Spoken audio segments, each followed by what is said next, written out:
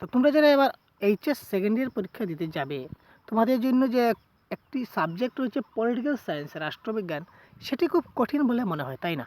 তো আজকের ভিডিও দেখার পর থেকে আর পলিটিক্যাল সায়েন্স কমন হবে, তোমাদের কোনো কঠিন তোমাদের মাথায় আর আসবে না। কারণ এই ভিডিওতে আমি তোমাদের জন্য যে চ্যাপ্টার রয়েছে সলিউশন, তোমরা দেখতে পাচ্ছ, এই দেখো জাতি গঠনের প্রত্যাহ্বান, এই যে তোমাদের একটি চ্যাপ্টার রয়েছে রাষ্ট্রবিজ্ঞানে যে জাতি গঠনের প্রত্যাহ্বান নিয়ে, জাতি গঠনের প্রত্যাহ্বানের কয়েকটি প্রশ্ন অলরেডি তোমাদের ভিডিওর মাধ্যমে তোমাদেরকে আমি ইম্পর্টেন্ট কোয়েশ্চনগুলি দিয়ে দিয়েছি।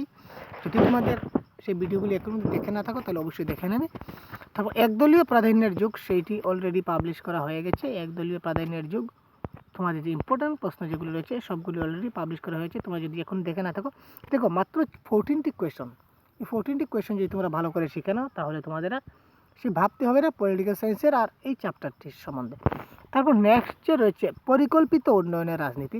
আজকে আমরা দেখব যে পরিকল্পিত উন্নয়নের রাজনীতি যে চ্যাপ্টার রয়েছে, এই পরিকল্পিত উন্নয়নের রাজনীতির চ্যাপ্টারের কয়েকটি মোস্ট ইম্পর্টেন্ট কোয়েশ্চন, যে প্রশ্নগুলি তোমাদের শিখলে আর অন্য কোনো প্রশ্ন এই চ্যাপ্টার থেকে পার্টিকুলার এই চ্যাপ্টার থেকে আর কোনো প্রশ্ন শিখতে হবে না।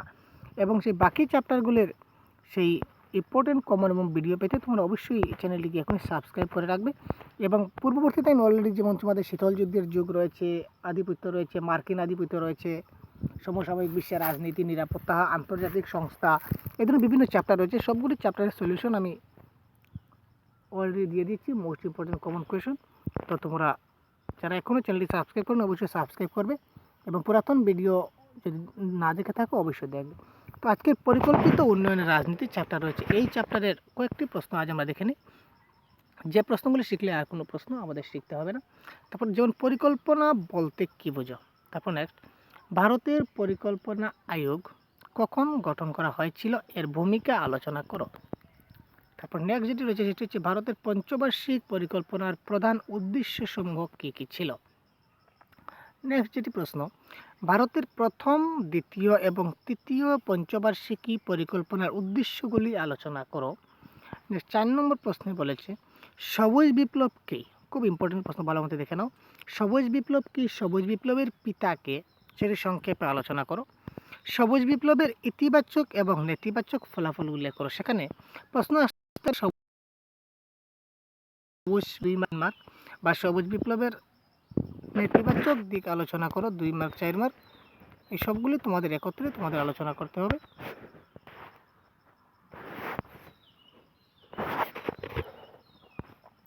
তো আমরা যা বলেছিলাম সে সবুজ বিপ্লবের ইতিবাচক এবং নেতিবাচক ফলাফল তোমাদের যদি আলাদা আলাদা আসে তবু তোমরা পারবে।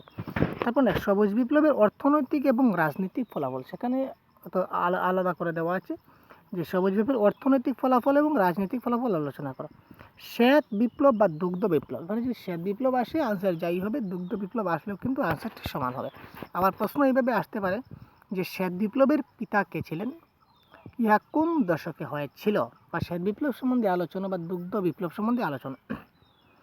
সবুজ বিপ্লব এবং শ্বেত বিপ্লবের মধ্যে থাকা পার্থক্যগুলি আলোচনা করো। সবুজ বিপ্লব এবং শ্বেত বিপ্লবের মধ্যে থাকা যে পার্থক্য রয়েছে সেই পার্থক্যগুলি আমাদের আলোচনা করতে হবে। ভারতের স্বাধীনতার প্রারম্ভে পরিকল্পিত বিকাশকে নিয়ে উদ্ভূত মূল বিতর্কগুলি কী কী ছিল। নেক্সট ইম্পর্টেন্ট প্রশ্ন, বোম্বে পরিকল্পনা কী ছিল, ইহা কখন অনুষ্ঠিত হয়েছিল। তারপর যেমন পরিকল্পিত উন্নয়ন বলতে কী বুঝো। নেক্সট প্রশ্ন, পরিকল্পনা অবকাশ দিন কি, কোন বছরকে কেন পরিকল্পনা অবকাশ দিন বলে অভিহিত করা হয়। তো এই মাত্র 11টি প্রশ্ন যদি তোমরা ভালো করে শিখে নাও তখন সেই পরিকল্পিত উন্নয়নের রাজনীতির চ্যাপ্টার থেকে যে কোনো প্রশ্ন তোমাদের আসলে তোমরা আর কোনো দ্বিধা না করে তোমরা আনসারটি লিখতে পারবে। তো এই পরবর্তীতে যে চ্যাপ্টারগুলি রয়েছে সবগুলি আমি আমার পরবর্তী ভিডিওতে আমি আলোচনা করব, কারণ আজকে একটি ভিডিওতে সবগুলি দিয়ে দিলে ভিডিওটি অনেক দীর্ঘায়িত হয়ে যাবে, তোমরা বোরিং ফিল করতে থাকবে।